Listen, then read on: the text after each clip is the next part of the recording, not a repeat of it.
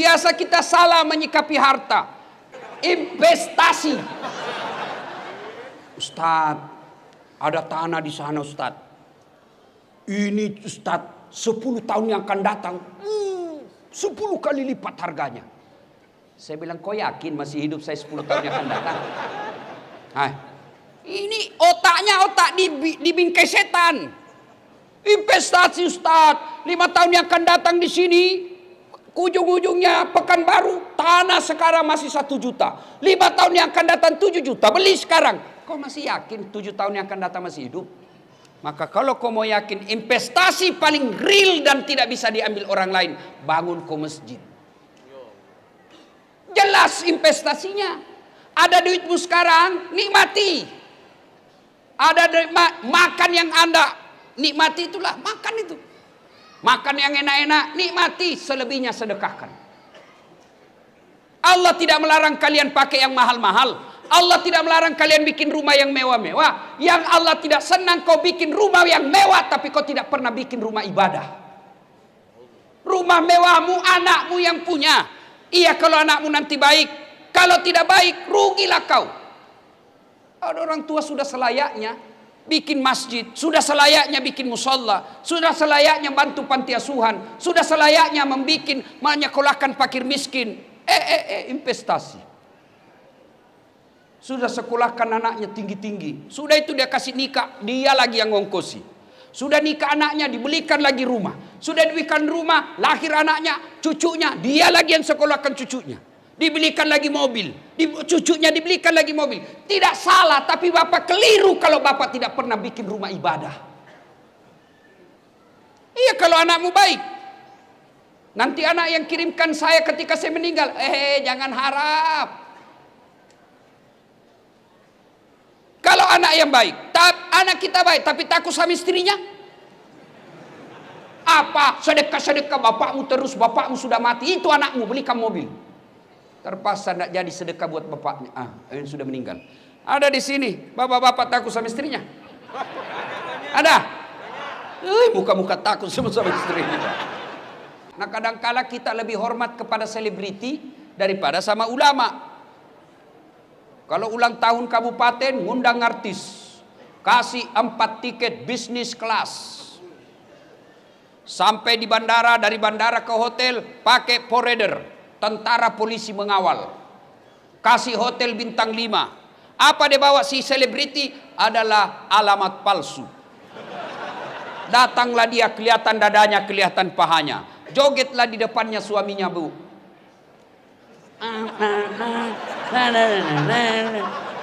Enggak juga, dipegangnya kita pahanya, Pak, dikasih lihat-lihat saja. Pulang kasih uang 100 juta. Sampai di Jakarta dia pakai maksiat duit kita yang 100 juta itu. Begitu cara kita menghormati para seleb yang hanya datang hura-hura. Tapi begitu bapak mengundang penghafal Quran datang, yasinan di rumah. Datang baca yasin, barasanji di rumah. Bapak jemput, tidak, dikirimi. Grabnya motor tua. Satu sadelnya di belakang, tidak ada stang kakinya. Tak gantung lah kaki kita. Hujan satu mantel kita berdua. Sudah sampai sedikit lagi Ustaz, tinggal 2 tikungan. Begitu 1 jam kita barasanji di dalam. Sallallahu ala Muhammad, sallallahu alaihi sallallahu.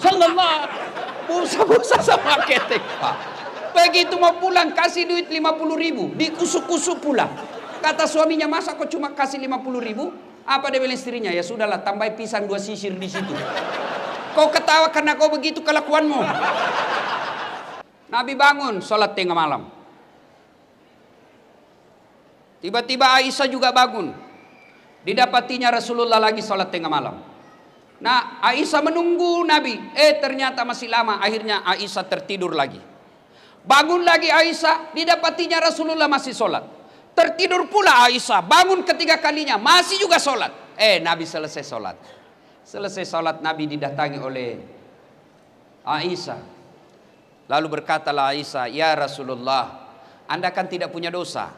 Anda kan dijamin masuk surga.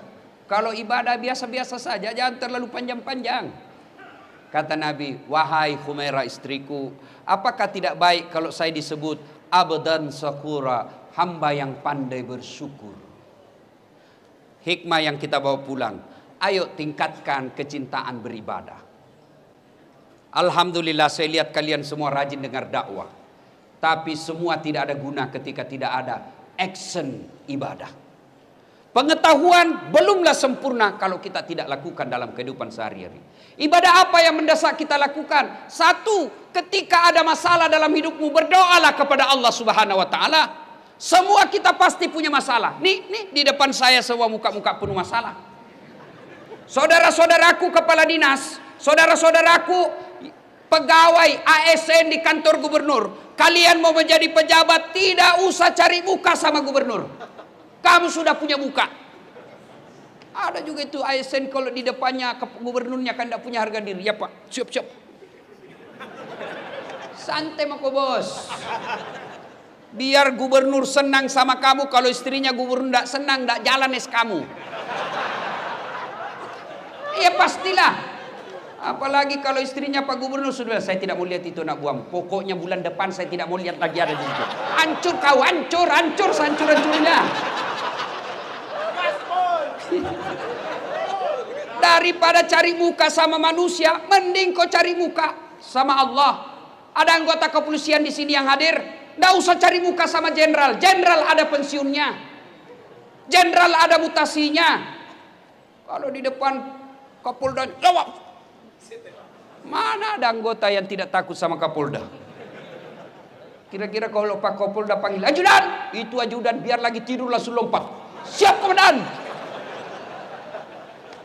Coba. Sehebat-hebatnya Kapolda pasti takut juga sama istri. Mana ada polisi tidak takut sama istrinya? Tidak ada orang jago depan istri Pak, termasuk Dasat Latif. Itu polisi, dia bilang polisi teman saya. Sebenarnya kami ini Ustadz tidak takut sama istri. Cuma istri selalu melapor sama istrinya komandan. Dan komandan juga takut sama istrinya. Daripada kalian cari muka sama gubernurmu, cari muka sama kapoldamu, sama danremmu, sama sekdamu, lebih baik kau cari muka kepada Allah. Gimana caranya? Berdoalah kepada Allah. Minta kepada Allah. Kalau Allah yang kabulkan doamu, tidak ada artinya kekuatan manusia. Saudaraku, kau mau sarjana, sudah sarjana mau cari kerja, jangan nyogok.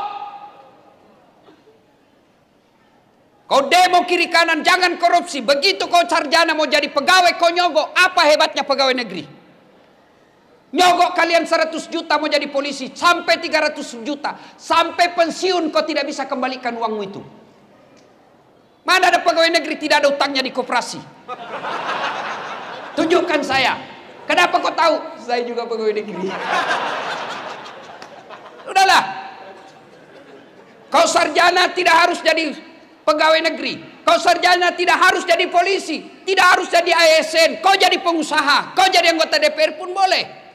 Adik-adik yang sarjana, kau pulang kampung, masa kau tidak bisa dapat di kabupatenmu 1.500 suara, 1.500 suara, insya Allah kau duduk di DPR, perbaiki negaramu. Jadi anggota DPR yang jujur. Kalau kau waktu kuliah kau demo pejabat yang korup, begitu kau menduduki jabatan, kau aplikasikan protesmu yang korup itu. Tidak mesti kau jadi pegawai negeri hanya nyogok. Saya mau jadi pegawai, boleh, tapi jangan nyogok. Minta tolong kepada Allah. Allah kabulkan, tidak ada yang bisa hilangkan namamu. Hakul yakin. Saya punya pengalaman, dulu dihilangkan berkas saya. Alhamdulillah, terpilih juga kalau Allah yang mau. Tidak ada yang mustahil di sisi Allah. Berdoa kepada Allah. Sudah berdoa, belajar, tidak lulus. Percaya yang kau tempuh itu, yang kau minta itu tidak baik buat kamu. Tamat SMA saya daftar Rakabri. Tidak lulus. Kenapa? Ceper. Tidak cukup tinggiku. Saya protes. Ya Allah, kenapa kau lahirkan saya dalam keadaan pendek? Kau tidak rugi jadi Tuhan kalau kau tambah 2 senti saja. Teman saya lulus Pak. Sekarang dia polisi, reserse. di Polda Sulbar, Sulawesi Barat. Pangkatnya 1 bunga, kompol. Saya lulus jadi ustadz, pakai baret putih. Dia pakai baret merah. Alhamdulillah dengan baret putih yang saya pakai, mulai baret hitam sampai baret merah, ku caramai kau semua. Termasuk Jenderal Bintang 2 malam ini ku ceramai. Maka saudaraku yang tamat sarjana, kau ikuti proses penerimaan ASN, tapi jangan kau sogok.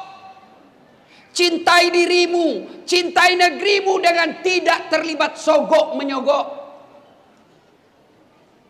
Kalian marah kalau ada pejabat korup, kalian marah kalau ada gubernur korup, kalian marah kalau ada anggota DPR korup, tapi kalian terima sogoknya ketika mau dipilih. Kalau kalian mau membutuhkan pemimpin yang bersih, jangan kau terima uang sogok. Coba kalau kalian mau, tidak ada biaya politik yang mahal, tidak ada beli partai, tidak beli kursi, tidak ada tim sukses, maka semua anak-anak Provinsi Riau yang cerdas bidang pertanian, yang cerdas bidang pertandangan, yang cerdas bidang kesehatan, mereka berlomba-lomba menjadi pejabat-pejabat yang cerdas dan bersih. Maka membersihkan negara kita ini bermulalah kalian jangan terima uang pilkada. Kalian juga calon pemimpin jangan kau sogok rakyatmu. Kalau rakyat tidak mau menerima sogok, pejabat yang mau jadi pejabat lagi tidak menyogok, maka terbentuklah sistem pemerintahan yang bersih, yang insya Allah rakyat ikut menikmatinya. Kalau kau minta 300.000, 1 kali aja makan coto sop saudara Bugis Makassar habis. Begitu mereka tidak datang lagi melihatmu, kau bilang, kenapa ini anggota DPR tidak pernah lagi datang? Dia bilang apa? Untuk apa saya datang? Saya sudah bayar kau 300.000. Nah, ibu bapak, saudara-saudara sekalian, berdoalah. Berdoa. Ibu-ibu ada masalah dalam rumah tangga, berdoa.